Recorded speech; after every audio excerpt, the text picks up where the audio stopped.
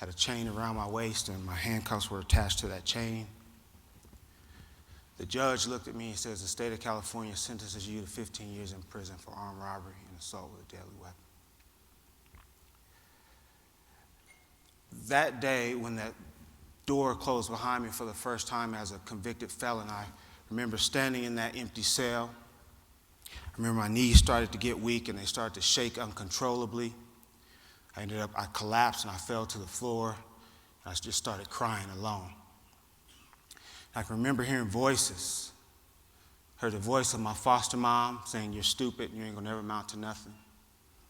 Heard the voice of family members and friends of family that said, that boy's gonna end up just like his father. My father was a career criminal, he died in prison. I can remember laying there thinking to myself that this is where I'm gonna die. But here's what happened that would change my life. And just in case little Jerome Jenkins is here, I did not die in prison. But I made the decision to change and to live. But I had a lot of help. Shortly after I arrived to that prison, there was an educator there. His name was Charles Lyles. He's 6'3", ex-Marine. And I don't know what it was about me, but every time he saw me, he'd say, "Hey, Mr. Humphrey." And he had this big smile on his face, a smile that my kids would say, "That's creepy." But he'd smile and he'd say, "Hey, Mr. Humphrey, how are you doing?" He always called me Mr. Humphrey. He gave me that respect. And anytime I got in trouble and was sent to solitary confinement, he'd come down, because my first year in prison, I struggled. I got into a lot of trouble. But he'd come down to solitary confinement, and if you've never been in solitary confinement, there's a door within a door, and you open that door from the outside. It can't be opened from the inside. He would open that door, and he would look into my cell, and he'd say, "Hey, Mr. Humphrey, how you doing in there?" Now, I would never turn and look at the door, but in my mind, I pictured that creepy smile. And the last time I got in trouble, or the second to last time I got in trouble, I was sent to solitary confinement. He came down to my cell, as he always did, but this time he did something different. He asked the correctional officer to open up the door, which surprised me, so I sat up. He walked into my cell, and he walked over to me, and he began to talk to me. He said a lot of things that to this day I don't remember. But what I remember him saying is, he looked at me and he said, "Mr. Humphrey," he says, "prison doesn't have to be your life." He says, "You can get out of here and you can do great things." He said some other things I don't remember. He started to walk away, and before he walked out of my cell, he turned around one last time and he says, "Mr. Humphrey?" I said, "Yes, sir." He says, "I believe in you." And he walked out of my cell.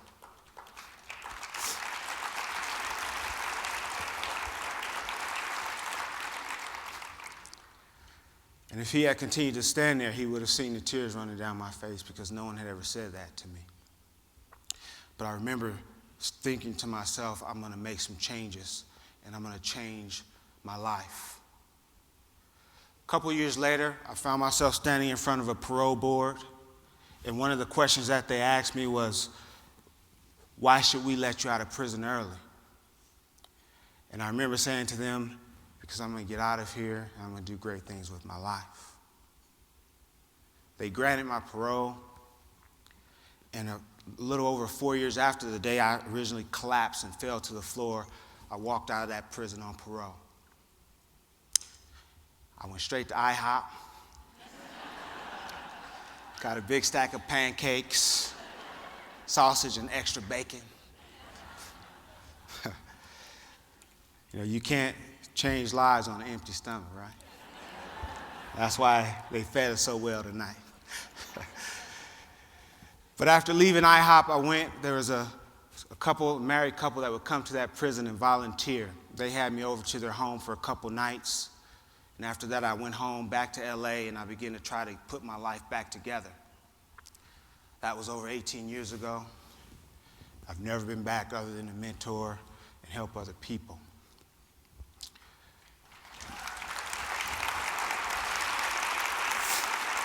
Thank you. But here's what I know. I know that if it had not been for those employees, Mr. Lyles, had it not been for the volunteers that came to that prison every single day, I know that I wouldn't be here this evening. And I know I'm going to ask you to do something. I know that some of you stood up earlier, but hopefully you won't be too humble to stand up again.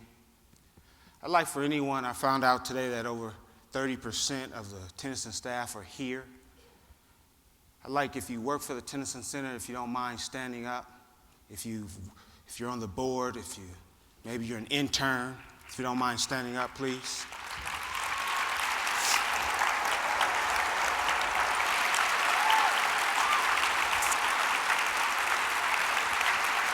And don't sit down just yet.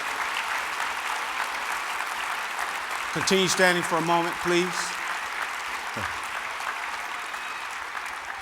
If you're a volunteer, if you volunteer for the Tennyson Center, maybe you've read to some of the younger kids, maybe you helped to install the jungle gym, maybe you've dropped off backpacks, or you've helped out and volunteered in other ways. If you don't mind standing with the staff, please.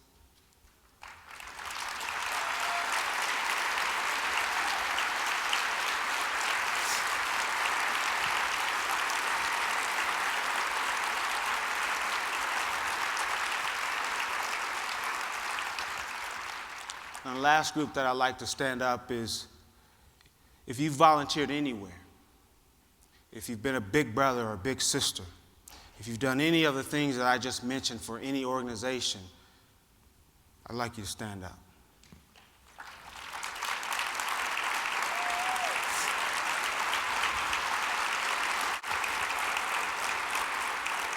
If you look around for a minute, this is how miracles grow. Now I'm 43 and I realize at 19 I was just a spring chicken. But I can remember being in that prison. I can remember a few or a handful of the employees that worked there pushing me, encouraging me, and believing in me. I can remember many of the volunteers that worked there. And what you have to understand is, like Rob mentioned, at that time in my life, I didn't trust people. I believe that if somebody gave something to me, they wanted something in return. But what those volunteers that came to that prison every day taught me is they taught me really how to give. They taught me that there are people in this world that simply give for no reason. Many of those employees came and went. Many of the volunteers, I didn't know their names. And before I really had the opportunity to simply say thank you, many of them had gone on to other things and other jobs. But tonight, I'd like to say to you, thank you.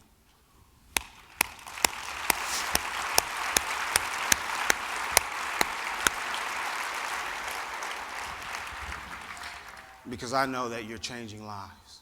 When I was asked to speak here this evening, I felt that it was important that I visit the Tennyson Center. I knew a little bit about them. I knew that it would be a tough visit for me, but over 2 visits, I think I may have spent 3 or 4 hours there. And the first class that I went to, I'm not sure if Mr. Hill is here, but it was a cooking class. And Kendrick was teaching these young kids how to fry chicken. And if you had been there, you would have seen the coolest cat teaching kids how to cook some chicken that you have ever seen. He was asking someone that was helping him, he was saying, "Hey, pass me those herbs and spices." He was washing the chicken. But what I was observing were the students. And Rob briefly talked about connection. And I know how important that is. Those kids were locked in on him. They were hanging on to every single word. And I could tell that Mr. Hill was invested in what he was doing. Now, I had to leave before the chicken got done.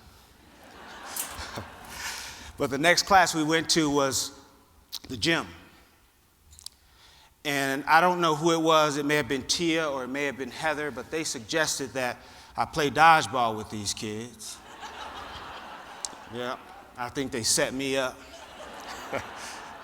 because I was a favorite target of those kids for 2 games. But when I walked out of there, and what stuck with me was the laughter. Because here's what I know.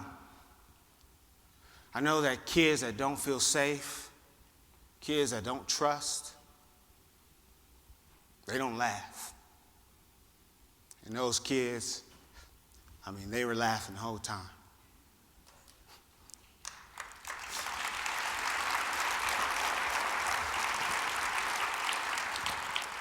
The last class that I went to, as Tia mentioned, were middle school kids, and some were a little older. I felt it was important that I gave them an opportunity to ask me any questions that they wanted. I guess I'm a glutton for punishment, because those kids, they asked a lot of questions, and I answered every single one.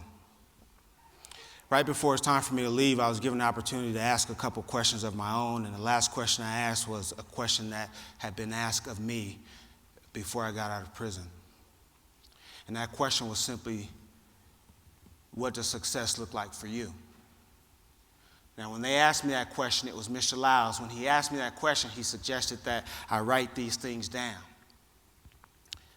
So I began to write these things down, what success looked like for me. I had never really thought about it.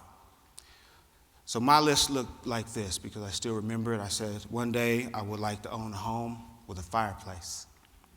I said, one day I want a car that doesn't backfire. I said, I want a career, I want a wife, and I want a family. And I'm not sure why, but as a little boy growing up in LA, I thought that all wealthy people owned a Persian cat. Maybe it was one too many Fancy Feast commercials, I don't know. But at the bottom of my list, I thought, you know what? One day I would like to become wealthy. So I got to get myself a Persian cat.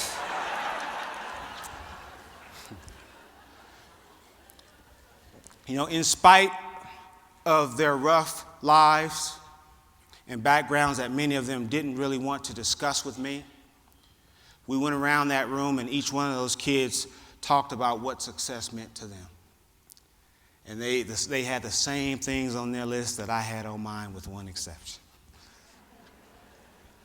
But here's what I know. I know that when you've had a rough life, when you feel unwanted, I know that when you have hopes and dreams, and when you have things that you can look forward to, and when you have people in place that support you and push you, I know that that gives you a reason to live. And that's what I walked out of that classroom feeling that those kids had. I'm going to close with this. That was a very difficult visit for me. It wasn't as tough as I thought, though. But when I walked off the campus, I went and sat in my car for a little bit, and my wife calls it debriefing. She works with 13-year-olds. She says sometimes you have to debrief. And really, to me, it was more kind of get my emotions together. But I sat in that car and I thought about the kids frying chicken. I thought about the laughter. And I thought about the list that those kids had put together for themselves. And I smiled. And I couldn't help but think about Tia. I thought about Heather, and I thought, these kids have their own Mr. Lyles. These kids have people that believe in them, that are going to push them, and that are never going to give up on them. I know that one day, many of those kids, hopefully Olivia, I hope that one day she can look herself in the mirror and say to herself, it's a great day to be alive. Thank you.